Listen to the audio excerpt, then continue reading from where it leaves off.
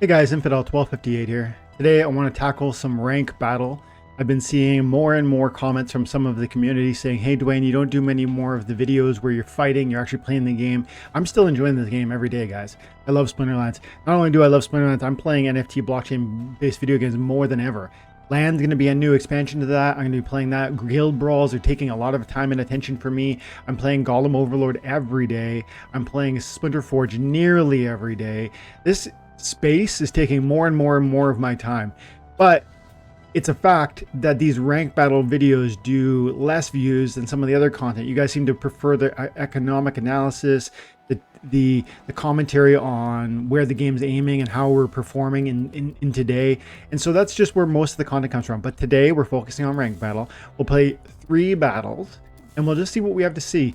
One of the things I think we get out of this, and I always get out of this process, is that there's a improvisation that's required to create the content while engaging in the battle. I don't know what the mana cap is. I don't know what the rule set will be. I don't know who my opponent's going to be. I don't know which splinters are going to be available. All of that variability is sprung on me, and then there's this creative process in that moment of chaos. So I hope you'll see that while we watch, and I hope you can learn from these ranked battles, both from a decision-making process, but also maybe from like, hey, even when I lose, there's opportunity to then grow or learn from the hurdle or the barrier there, or the challenge.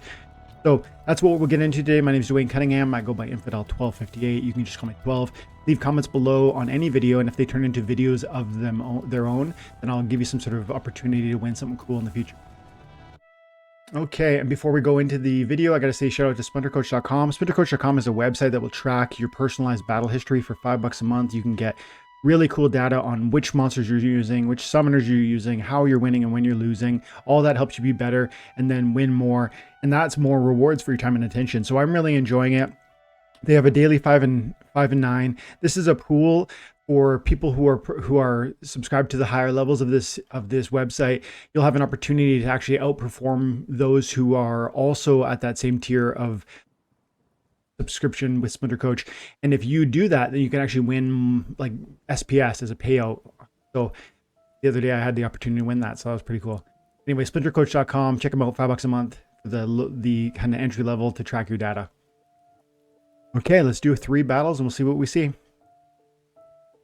Lately, I've been feeling as though one thing about battles is that, you know, I love it when I can feature a battle and it shows me something. Like there's a particular lesson to be learned. We'll see if something like that pops out this time around, and if so, maybe I'll end up even clipping it, because those can be the most helpful rather than this generalized approach. But we're going to start here. We're going to go into 3 battles and we'll see what comes of it. Okay, my opponent has a Lux. Oh, he's got the Untamed Summoners probably. Oh, he's got Bordist. He's got like a full... This guy's got a squad. He's got all the goodies. I see Mylor. I see Peak Rider. I see Bordist. This guy's got everything from old to new, I think. At least from Untamed onward. And he even has a strong soulbound set. I can see that from some of the soulbounds I'm seeing. So I can't really plan on what my opponent's going to be doing. I just got to look at what I can do. 32 mana, no rules or basic rules. With these makes me think maybe dragon, but then again, you know, we could have some fun. We could try something let's try something with Loblo and see if we can't do drop a gladiator on his head. We got enough mana. We can play Katrulba. I'm looking forward to a time when my Helios is a higher level, because to me that's a better summoner than the Loblo. As you can see, we get -1 speed. That's fine. We got +1 speed over here, which is just the same in my opinion. Even better in some sense. Plus dragon would then open some doors, and I could still partner with Loblo with the green splinter. But the focus here is definitely Katrulba, and then the rest is like, let's just make it work, you know. So now we want Inspire if we can. This could get juicy. Here we go, dude. Here we go. Check this out. Now, 6. Now we gotta just... I could bring in a taunt. That'd be huge. Ooh, you know what we probably do? We probably bring my Silic Slip Spawn because of the taunt and the force field. But then, of course, I got to tweak some other things. Dane goes up in the front. Probably we get rid of Enchanted Pixie. Is that better? Is it better to do that? I got to quickly decide. Or we put a 6-mana tank in up front. Boom, boom, boom. Yeah, we're going to try this. And I'm going to put Thane in the back. And then 3.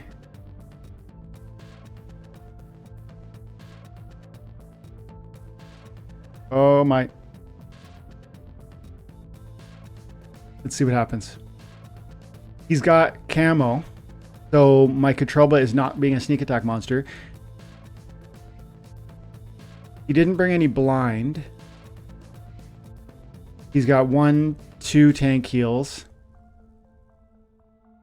My void and self heal should be really helpful. He's got the scatter shot with the poison, which could be annoying if it lands on a Katrelba early on. He's got 1 demoralize, which is not a big deal. It all depends on if his Elmo ends up ducking me, right? If we kill this thing, if a Katrelba gets a kill on this thing, even after the resurrect, see, this is a shame though, because he didn't really do a sneak play. It would be excellent if my Thane was up here, but I was trying to prepare for like some sort of sneak defense, right? I could see losing because he's got speed manipulation and it's already so fast. But I have a speed manipulation and my cards aren't slow and I have another speed manipulation.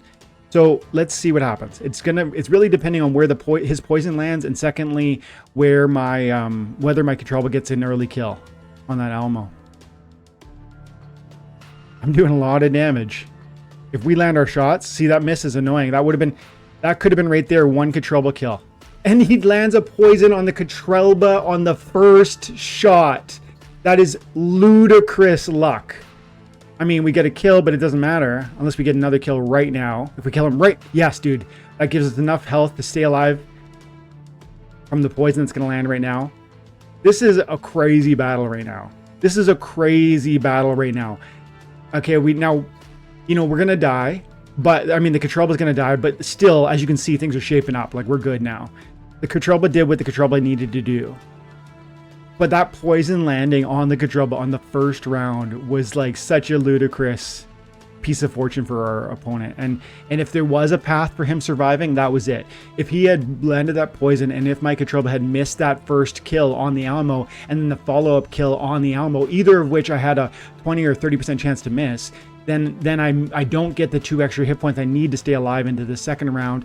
And in the second round, we got another kill, which was pivotal in moving us forward into the victory. So those soulbound summoners are huge. They're really powerful. The gladiators in your rank experience are meaningful, and they will translate to greater rewards for your time and attention because they're a new kit, a new tactical ability that you have in your back pocket that help you win more often. Therefore, you get what? More SPS when you're playing ranked battle experiences, more SPS from tournaments you might participate in. Because again, you can, despite gladiators not being natural in the context of rank or tournament, they get involved because of the soulbound summoners that you're earning for free. If you're playing the game right now, if you come in a year and these soulbound summoners are gone, they're no longer being handed out for time and attention, people are losing opportunity. They are losing value. Again, price is different than value. Remember, the soulbound summoners don't have a price today, but they have a value. That value is unlocking wins. That value is a power and a capacity that's in your back pocket to help you win more often. So that's why soulbound summoners, that's why investing, playing the game when no one else is doing it. When people are sleeping on the game, they say SPS is only worth 1.6 cents. I don't care about that. I don't care about how much, how little reward. The soulbound summoners the cards aren't even worth anything. I don't want to play. I'll come play in a year or 2 years when SPS is worth something, and then I'll play. Those people are missing the moment right now, the opportunity in front of them right now to equip themselves with a soulbound deck that will transform how often you can win, and therefore how much you can make. Not to mention the accumulation of SPS in the bear market that happens naturally when you play the game currently, like when no one else is. And the daily pool of SPS paid out is only so big, and it gets diminished the more participants are chasing after it. So recognize that too. There's such a great opportunity to fill your bag during a bear market when other people are sleeping on a game like Splinterlands, and that's the time where multiplications are formed, where greater growth is leveraged, because you put yourself in a position when others are sleeping on it to take that you are going to take advantage. So Lob Lowland is only level 7 for me, but that's enough even at champion 2 to have success and to throw my opponent a massive surprise. And my opponent there, guys, like not a weak 3.2 million power. He's got highest wild rating 4,900. That's insane. High modern 4,700. This guy is legit. Huge deck, huge performer. Been playing since 2019. And oh, he was at the Archeron 86 was at Vegas, unless he bought that gambler afterwards. Point being, gladiator summoners, amazing. As you start to play more, you'll get them. Take advantage of it. Take guild participation seriously too, because as you unlock greater and greater merits, you'll get more and more packs, Gladius packs, more and more gladiators, and that makes your new soulbound summoners even more potent. Let's do 2 more battles. That was fun, man. That was fun. My opponent threw out a serious team. If he had put in a blind, I might have been in more trouble, because that Almo Cambio would have been more evasive with a 15% blind, like a blind reduction to my ability to land shots at 15%, right? Or if he put in, more speed manipulation and less tank heal, maybe. Okay, everybody's got equalizer. Again, we could try a Lowland. What's the opponent doing? So you got Lorna Shine. He's got Yakuza. He's got Mimosa. Oh. Okay, another fully equipped opponent. This guy's got it all. The only thing we can't play is fire. Evens only.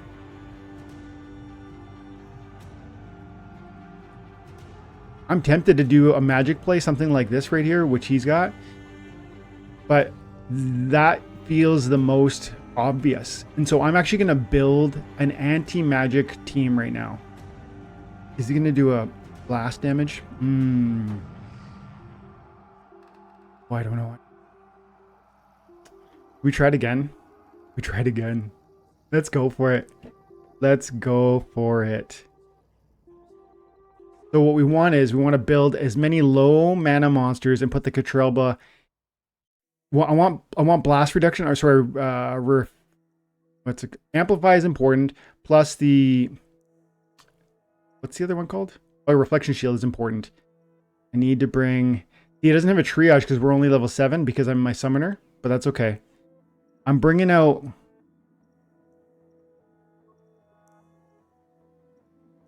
Catrelba. Now 4, let's see.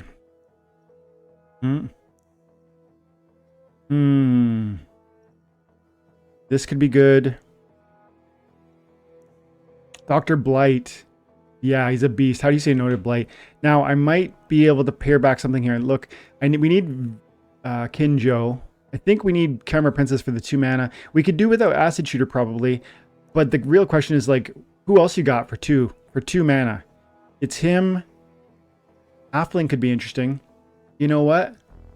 Cocatrice with 10 hit points could be interesting. No, we need more damage output.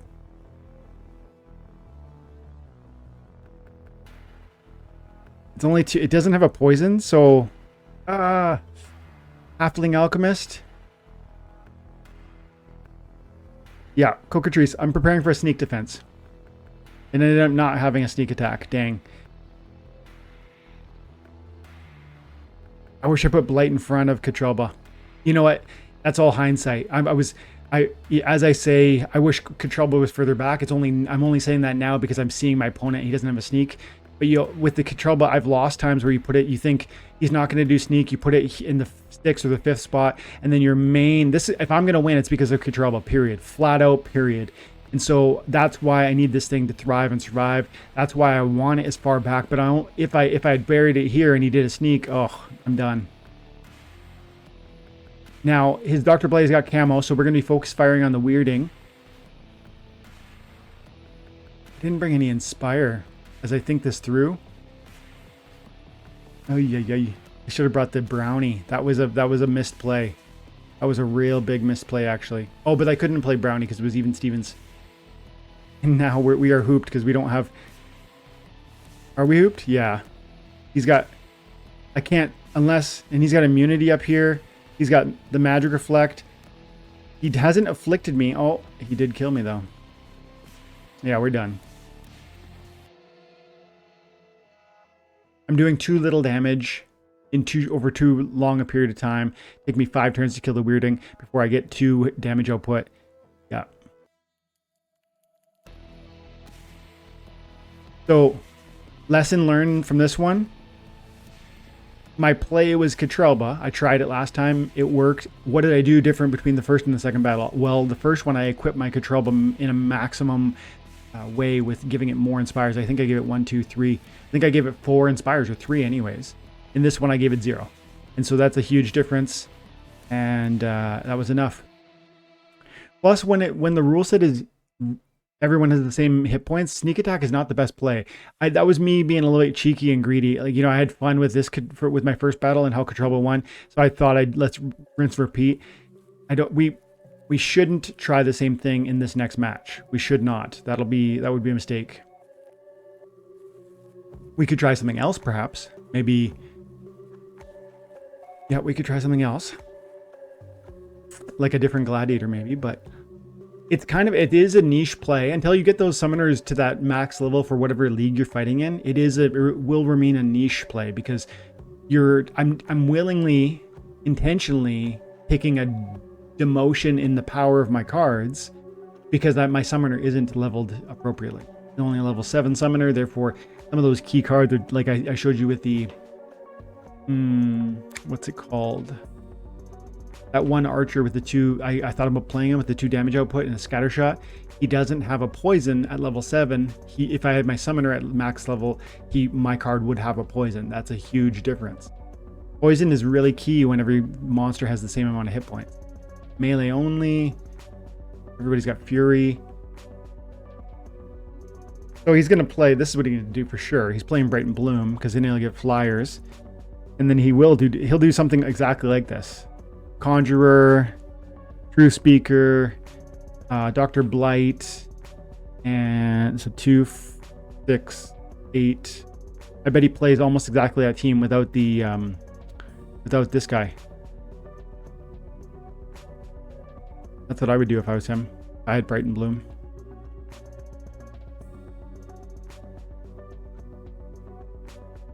Oh, but it's melee only.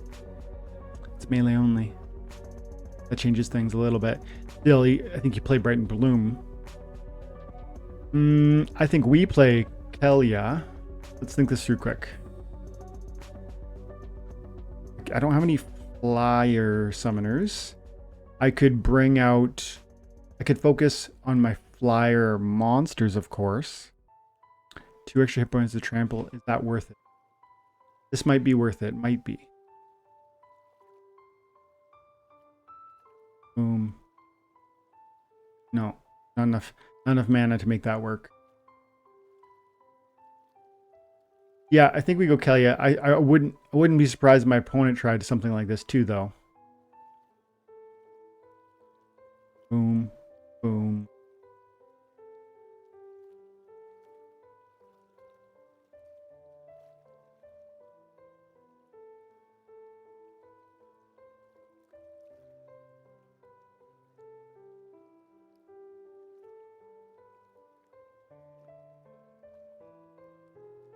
Speed manipulation is probably wise.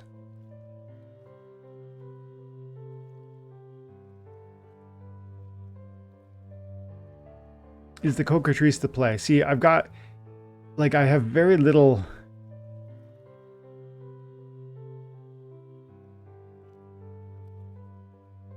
I think that's a better play. I want the Cocatrice for sneak defense, then the Urasis and armor. The Creeping Ooze in the second spot. He's got last stand. We are focus firing his mercenary, which is the biggest advantage or the biggest likely partner with the last stand. Kind of what he's built his team to do. To let this be a crazy overpowered unit when it gets last stand. This is my problem or my criticism with this card. It's a great summoner, but you don't know what I'm doing, and therefore you can't logically build an attack that will necessarily partner your last stand with the card you want it to work with, right? Like when he built this team, he wanted the Pelacor mercenary to take the last stand. How did he know? How can you know that I won't sneak attack and kill this thing?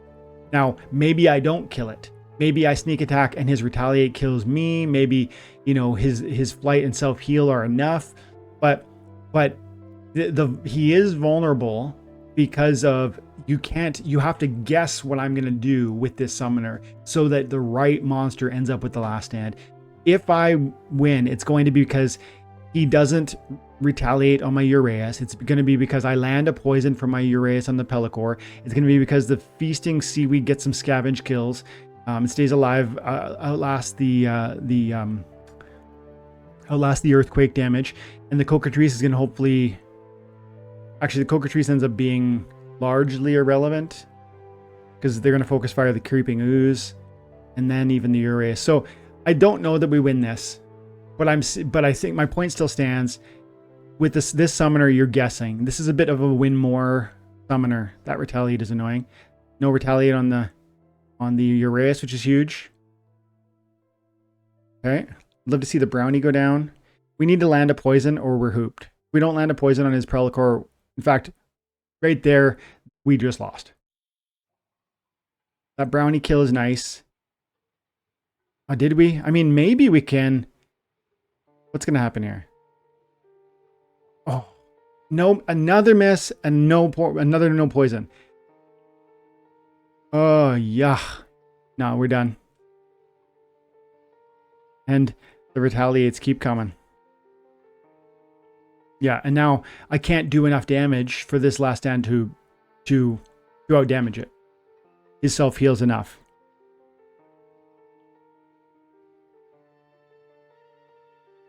So his play worked, but do you see what I'm saying when I say it's a win more? His summoner, I mean, the truth is, he was beating me because of the self-heal and the retaliate and the flight of the Pelacor in the last position, regardless of whether there was a last stand. That didn't end up even mattering. It literally didn't, because my cards couldn't self-heal. So when they eventually met the Pelacor mercenary in the first position, I couldn't win, period. Because he could self-heal and even without the last stand would have won.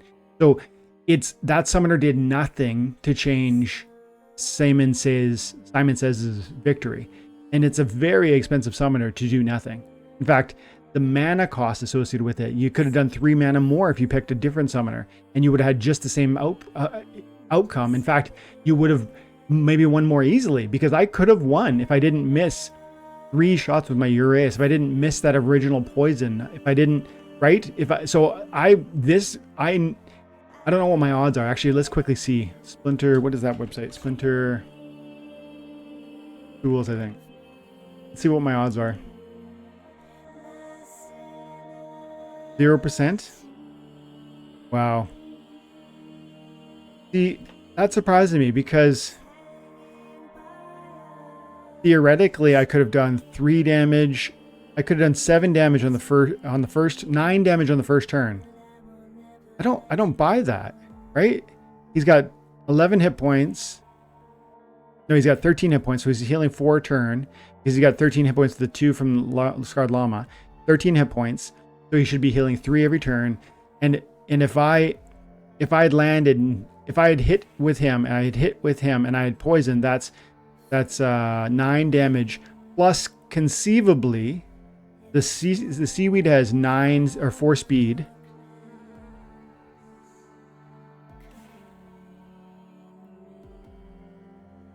It's so by turn 2, it's conceivable that I've damaged the Pellicore mercenary enough by landing all the first round shots and getting the poison, which is 50% proc chance. It's conceivable that the Feasting Seaweed targets the Pellicore in the second turn. I'm really surprised this is a 0. I don't get that. You guys, if I'm missing something, guys, help me see that, because it looks to me as though I could have eaten this guy by the second round, and then what would it, you know? This is no longer a threat. So I'm a little confused by the 0% chance. But anyways, it was fun. I hope you guys enjoyed that video. Thank you so much for supporting the channel with comments, with subscriptions. If you're watching the video to the end and you haven't subscribed, please do so. It encourages, but also it points me in the right direction, lets me know that people are interested in this content. Splinterlands is great. We want to come around the community and the content creators so that more people can see this and learn more about this amazing blockchain-based video. So have an amazing day. God bless.